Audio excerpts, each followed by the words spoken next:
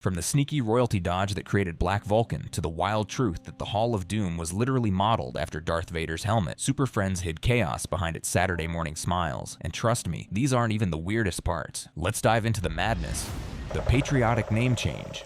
Let's start with something that seems simple, the show's title. Why Super Friends instead of Justice League of America? You might think it was just a kid-friendly rebrand, but the truth is far more politically charged. The show premiered on September 8, 1973 during the final years of the Vietnam War, and America was deeply divided. Network executives at ABC and producers at Hanna-Barbera deliberately renamed the team Super Friends to avoid the patriotic and potentially nationalistic connotations of Justice League of America. In an era of anti-war protests and disillusionment with American foreign policy, the phrase of America felt tone-deaf and potentially controversial for a children's show. This wasn't just corporate caution, it was a calculated response to cultural upheaval. The Vietnam War had fostered widespread anti-war sentiment, and media creators navigated sensitivities around themes that could be interpreted as overly jingoistic. By dropping "of America," the show could portray a more international, inclusive team while avoiding accusations of propaganda. Here's the kicker. Despite the official rebrand, characters occasionally still referred to themselves as the Justice League in episodes, hinting at the comic roots they couldn't quite shake. Can you imagine a world where this tiny naming decision sparked controversy today? If the name change sounds oddly political for a kid's cartoon, just wait. The weirdness doesn't stop at the title. Even the Hall of Justice itself was hiding something very basic in plain sight, like where these heroes went to the bathroom.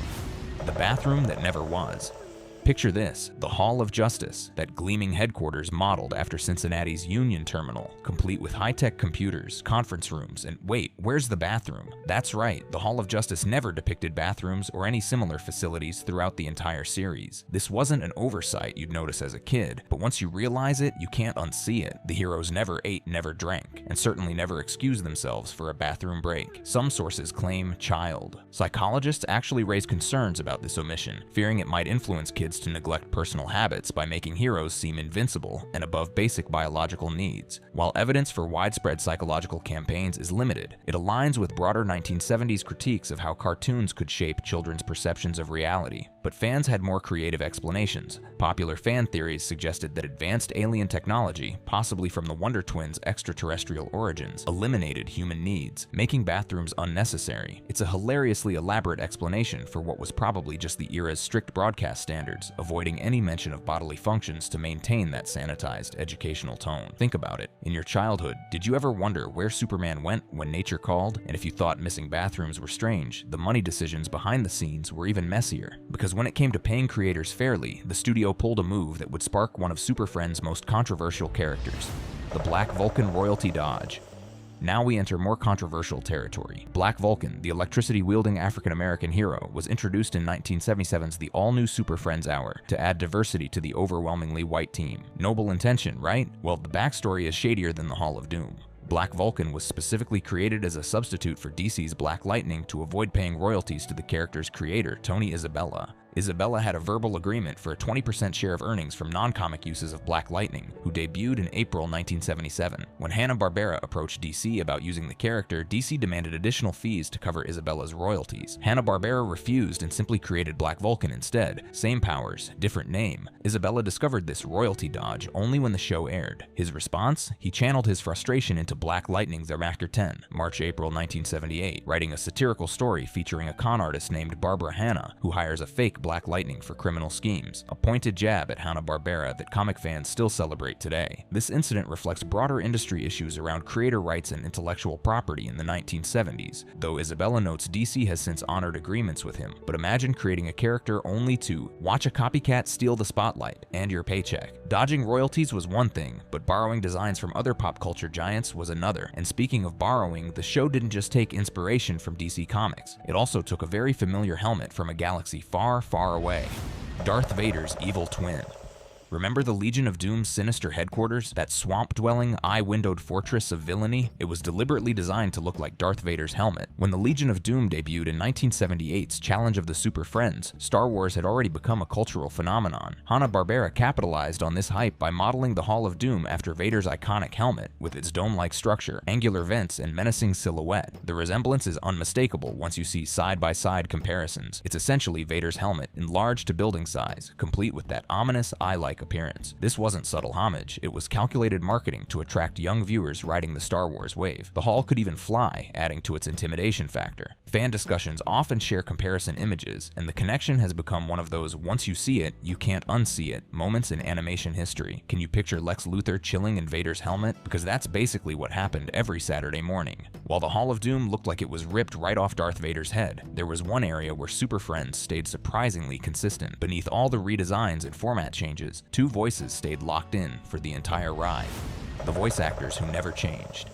Here's a testament to dedication. Only two voice actors maintained the same roles across all 9 seasons of Super Friends from 1973 to 1985. Danny Dark as Superman and Casey Kasem as Robin, while Batman shifted from Olin Soul to Adam West, and Wonder Woman cycled through Shannon Farnon to BJ Ward. Dark and Kasem remained constants, providing vocal anchors through every format change, villain edition, and toy tie-in. Danny Dark balanced Superman duties with a full-time advertising career, including famous Budweiser commercials, recording often in isolation. Casey Kasem, already famous for voicing Shaggy in Scooby-Doo, handled Robin Plus over a dozen minor roles in the 1973 season alone. Professors, colonists, even Superman's father, Jor-El. Their consistency gave the franchise continuity through radical changes, from the wholesome 1973 debut to the darker 1985 finale. Ted Knight only narrated the first season before his death in 1986, making Dark and Kasem the true through line of the series. Did you ever notice their voices were the only familiar constants as everything else changed around them? And those steady voices didn't just carry Batman and Robin, they helped usher in some character firsts that most people don't realize started right here, inside this supposedly simple Saturday morning cartoon.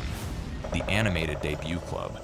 Super Friends was a launching pad for characters who'd never appeared in animation before. Plastic Man made his first animated appearance in the 1973 episode Professor Goodfellow's GEEC, using his elasticity to extract a mouse from a malfunctioning supercomputer, a brief but memorable cameo that preceded his 1979-1981 solo series. Green Arrow debuted in Gulliver's Gigantic Goof, December 8, 1973, aiding the team against a size-manipulating Ray with his trick arrows. Unlike Plastic Man, Green Arrow never headlined his own animated series, only appearing in ensemble shows like Justice League Unlimited decades later. His mainstream fame eventually came from the 2012 live-action series Arrow. Both characters were voiced by Norman Alden, who also handled Aquaman, highlighting the era's limited voice talent pool where actors juggled multiple heroes. The Flash, Barry Allen, also guested in one episode, further testing the waters for broader DC integrations. These debuts marked Super Friends as an experimental ground for expanding DC's animated universe, influencing which characters got solo spotlights. Imagine if Plastic Man had become as iconic as Batman. This show was where that could have started. But Super Friends wasn't just about debuting new faces. Eventually, it reached backward too, pulling in one of the most iconic Batmen of all time and giving him a second life in animation. Adam West's triumphant return. Speaking of Batman, let's talk about Adam West's return to the cape and cowl. West, forever immortalized by his campy 1960s live-action Batman, replaced Olin Soul as Batman's voice in 1984's Super Friends, the legendary Superpowers show, and continued through 1985's The Superpowers Team, Galactic Guardians. This casting was pure nostalgia marketing. Producers wanted to capitalize on West's iconic status. Adam West is Batman, as fans proclaimed. But DC Comics initially opposed the move, fearing a return to 1960s campiness when they were pushing for a serious Batman image. Assurances of a toned-down, heroic portrayal alleviated concerns. West's Super Friends tenure wasn't just voice work. The 1985 episode The Fear depicted Batman's origin for the first time on television, with young Bruce Wayne witnessing his parents' murder. West's delivery emphasized grief and resilience without graphic violence, offering an empathetic layer rare for kids' shows. This marked a full-circle moment. The man who defined Batman for a generation returned to guide a new one. Can you hear West's distinctive cadence even now, decades later? For all that nostalgic course correction with Batman, the show was also trying to push forward in another way, by diversifying the roster. The problem? The execution aged a lot worse than the Batmobile. The diversity heroes with dated stereotypes. Time for uncomfortable truths. Starting in 1977, Super Friends introduced original heroes like Apache Chief, Samurai, Black Vulcan, and El Dorado to promote racial and cultural diversity amid 1970s societal pushes for representation. The intent was progressive, to teach kids about cultural beauty and inclusion, but the execution? Painfully dated. Apache Chief spoke in clipped, Tonto-like English, recited vague philosophies, and grew via a chant, Inuk Chuk. that was actually a misspelled Inuit term, not Native American. Samurai had stereotypical Asian American speech patterns and random Japanese phrases. El Dorado's Aztec king-like costume evoked cliches of ancient mysticism. These weren't malicious, but they reflected limited creator knowledge and reliance on cultural shortcuts. Modern critics view them as well-meaning but harmful racist caricatures in hindsight, perpetuating stereotypes rooted in oppression. Later shows like Justice League Unlimited reimagined them with more authenticity. Apache Chief became Long Shadow, voiced by native actor Greg Rainwater. Samurai inspired Wind Dragon, and Black Vulcan influenced characters like Static. DC has largely avoided integrating these originals into main comics continuity due to their problematic origins, though they appear in niche storylines. It's a reminder that good intentions don't excuse cultural insensitivity, a lesson still relevant today, and nowhere is that clash between good intentions and bad research more obvious than with Apache Chief, because even his most famous catchphrase wasn't actually his culture's at all. Apache Chief's fake chant. Let's zoom in on Apache Chief's most infamous element. That growth chant, Inukchuk or Inukchuk, supposedly meaning big man in Apache, except it doesn't at all. Inukshuk is actually an Inuit term meaning in the likeness of a human, a stone landmark used by Inuit peoples for navigation in Arctic regions, completely unrelated to Apache culture from the southwestern United States. This cultural mix-up exemplifies how the show blended indigenous elements without rigorous consultation, prioritizing broad appeal over accuracy. Apache Chief's origin involved magic powder from a tribal elder after confronting a bear, enabling him to grow to 50 feet or even cosmic scales. Voiced by Michael Rye, he showcased additional abilities like clairvoyance and omnilingualism, but the inaccurate chant overshadowed everything, becoming a punchline in parodies like Harvey Birdman, Attorney at Law, where coffee negated his powers. Modern reimaginings like Long Shadow and Young Justice have growth powers and are voiced by native actors, correcting past wrongs. But the fake chant remains a cautionary tale. Authenticity matters, especially in representation. Did you ever repeat that chant as a kid, not knowing it was completely made up? If Apache Chief's fake chant made the show feel oddly sanitized and off, the fights themselves took that to another level, or rather the complete lack of fights, thanks to one of the strangest rules ever imposed on superheroes, the no punching rule.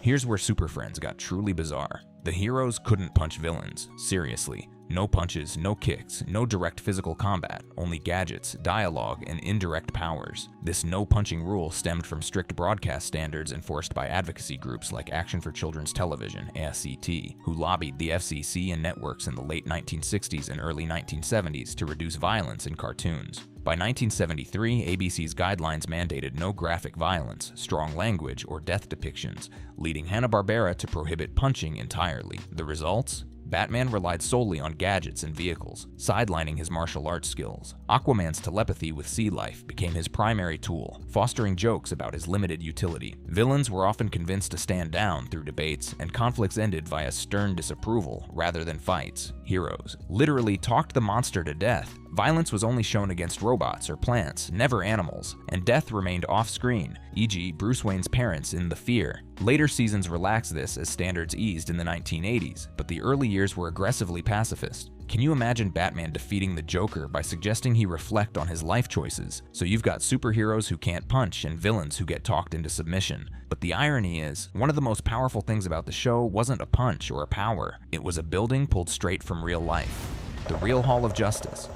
The Hall of Justice, that iconic domed headquarters, was modeled after Cincinnati's Union Terminal, a real Art Deco train station turned museum. But here's the twist. This connection was never officially confirmed by Hanna-Barbera until 2009, when background supervisor Al Gmour revealed he drew inspiration from the building. Gmour, an architecturally knowledgeable artist, sketched the semicircular facade, half-dome, and flanking towers, but network executives altered his original design to more closely resemble Union Terminal, frustrating him. In the long run, I hated that building, due to the complexity of drawing mullioned windows repeatedly. The choice was influenced by Hanna-Barbera's ownership under Cincinnati-based Taft Broadcasting, making the local landmark a convenient inspiration. Union Terminal itself, completed in 1933, features a 106-foot-high half-dome rotunda and cascading fountains, though it nearly faced demolition in the 1970s before being saved as a cultural hub. The 2025 Superman film even used Union Terminal as a filming location, adapting its murals to depict DC metahuman history, bringing the Hall of Justice full circle from animation to reality. Ever driven past a building and realized you've been seeing it on TV your whole life? And just like the Hall of Justice was hiding a real-world secret, the show itself was hiding something too.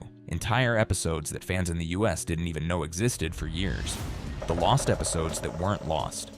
The so-called lost episodes of Super Friends 1983-1984 weren't actually lost. They were just hidden in plain sight. These 24 short segments were produced by Hanna-Barbera, but initially aired primarily in Australia, not the United States, creating an air of mystery among American fans. ABC continued to fund production even after canceling the Saturday morning series in 1983, as they had syndication deals for older episodes. To prevent market saturation, the new episodes were withheld from US broadcast and exported abroad, a rare case where a network paid for content it intentionally didn't air domestically. Only 3 segments, The Krypton Syndrome, Invasion of the Space Dolls, and The Return of the Phantoms, were repurposed for US airing in 1984-1985. The rest remained unseen in the US until 1995, when USA Network aired them as part of the Superman-Batman adventures. They were finally released on DVD in 2009 as Super Friends: The Lost Episodes. These shorts featured bizarre plots like the Titanic reanimated by algae or characters entering paintings, ramping up the series' campiness. Cartoon Network couldn't air them until 2001 due to Warner Bros. Turner merger issues, further burying them in obscurity. Imagine entire episodes existing but hidden from an entire country. It's like animation's Bermuda Triangle, but missing episodes weren't the only odd thing kids never questioned. Even when the show was airing normally, we all just accepted something else very strange. The dog might have been smarter than the humans. Wonderdog's human-level reasoning.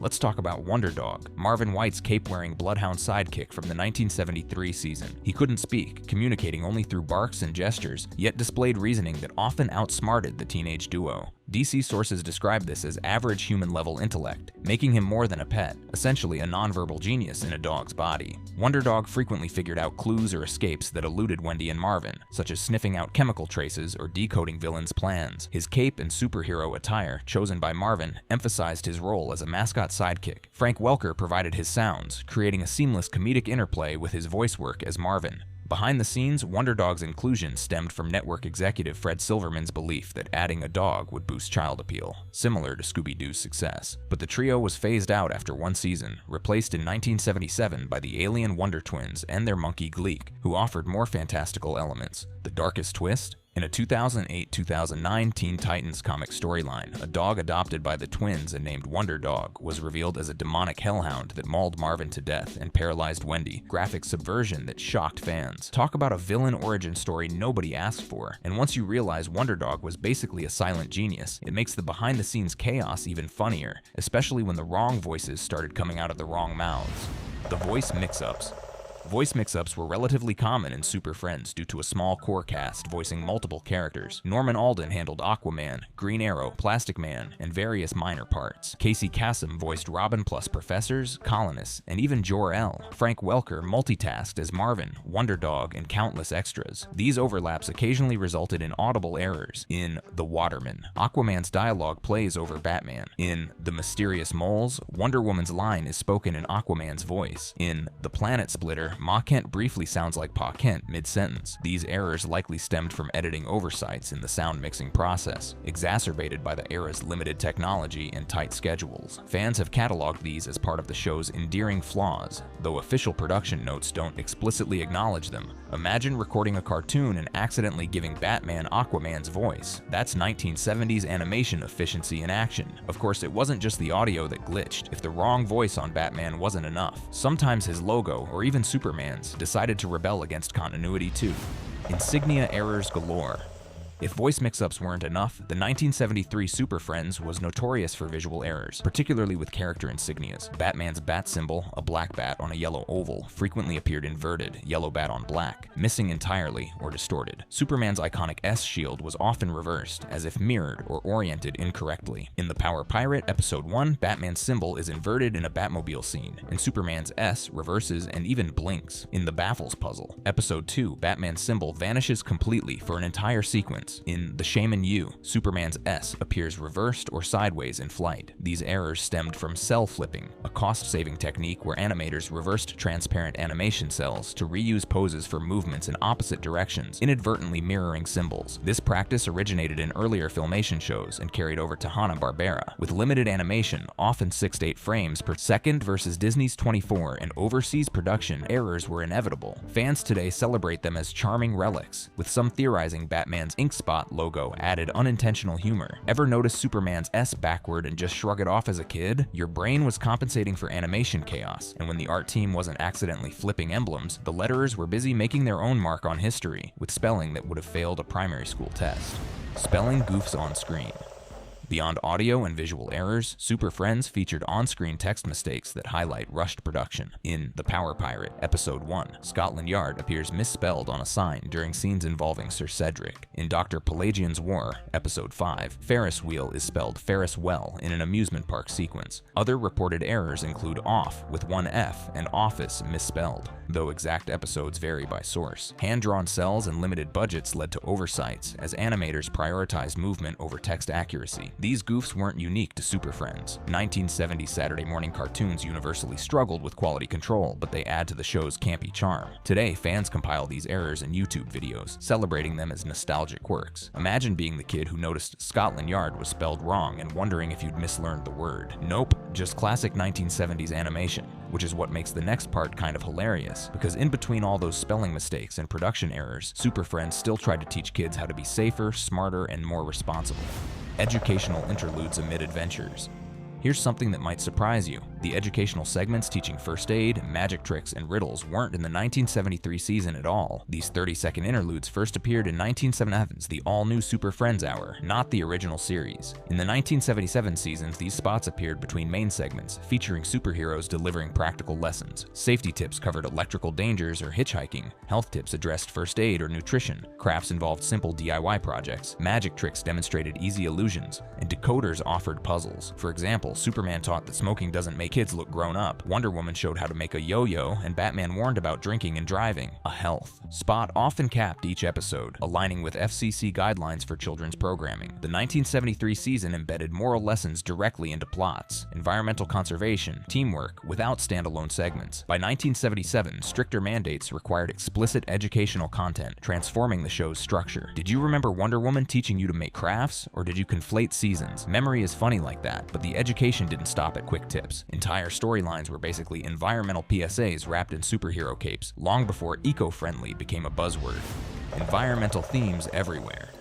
At least half of the 1973 season's 16 episodes featured plots tied to pollution or natural disasters caused by human or alien meddling. This wasn't subtle. Super Friends had an agenda. In The Weathermaker, a scientist shifts ocean currents for local gain, causing global weather chaos like frozen pools and hurricanes. In Dr. Pelagian's War, an eco-activist uses volcanic energy to create storms against polluting industrialists. In Too Hot to Handle, aliens from a polluted planet attempt to heat Earth, leading to melting ice caps. Other episodes like The Balloon People featured refugees from polluted alien worlds, drawing parallels to Earth's contamination. Resolutions promoted balanced solutions, cleaning polluted planets, harnessing renewable energy that respected planetary interdependence. This emphasis aligned with 1970s eco-awareness movements, including the first Earth Day in 1970 and the EPA's establishment. Villains were portrayed as misguided rather than malevolent, allowing for redemptive arcs that promoted dialogue over conflict. Think about it. You were being subtly taught environmentalism while watching Batman punch, wait, talk to bad guys.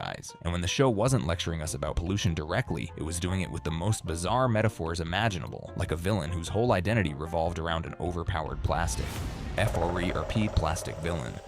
Now for pure sci-fi weirdness, FRERP, or fiber-reinforced epoxy resin plastic, from the episode The Fantastic Furbs. This fictional super material, invented by villain King Plasto, real name Roy LaPoste, could be molded into virtually any shape: vehicles, buildings, even robot geese. King Plasto stole raw plastic to develop FERP, compressing creations into egg-shaped containers that hatched into full-sized objects. His robot geese dropped eggs, causing chaos, a fake UFO creating traffic jams, a killer whale terrorizing oceans, a dam flooding a power plant. FERP came in solid for functional machines and inflatable for static structures variants, dissolving only with a solvent of ethyl alcohol and amyl acetate, banana oil. While inspired by real fiber-reinforced plastics used in aerospace, FERP's instant-forming properties were pure sci-fi exaggeration. King Plasto, voiced by Norman Alden, aimed to build Furpland, a kingdom entirely from FERP, until the heroes dissolved his creations. His name was a clue: Roy LaPoste, anagrams to Royal Post, with ROI meaning king in French. Robot geese dropping expanding eggs. That's peak 1970s cartoon logic. And just when you think a plastic-obsessed villain with robot geese is as weird as it gets, Super Friends cranks the dial even further, building a giant cosmic magnet that literally rewrites the laws of size, gravity, and common sense. The Shaman U device. Finally, let's end with the Shaman U device from Season 1, Episode 6. This giant U-shaped magnet, designed by Dr. Simeon Shaman, pulled gold-laden meteors from a space cloud through sky mining, transmuting cosmic elements into gold. The device attracted a cloud that was 50% gold dust and 50% unknown chemicals. A laser fused dust into meteors, which the magnet pulled down, while a mechanical claw retrieved them. Unintended side effects included releasing shamanite, an exotic gas forming green mist, enlargement, and red mist, shrinking, that affected only plants and animals. Global anomalies ensued. Elephants ballooned, whales shrank. A 50-foot lobster attacked sea labs, and Wonderdog became giant. Humans were immune due to brain vibrations. A cartoonish explanation for plot convenience. Superman dispersed the cloud using windmill vanes and reflected sunlight with a giant mirror, reversing all changes. In a humorous twist, residual shamanite shrunk Shaman's gold hoard to microscopic size, underscoring the folly of greed. The episode drew inspiration from the 1942 Superman short The Magnetic Telescope, where a similar device pulls a comet to Earth. Giant lobsters and shrinking whales caused by a magnet. Super Friends truly had no chill. So there you have it, 20 weird, wild, and downright bizarre facts about the 1973 Super Friends that you definitely didn't know. From patriotic name changes to bathroom conspiracies, from royalty dodges to Darth Vader's architectural cameo, this show was far stranger than any of us realized as kids. That brings us to the end of this video. For more interesting videos like this, click on the cards on your screen.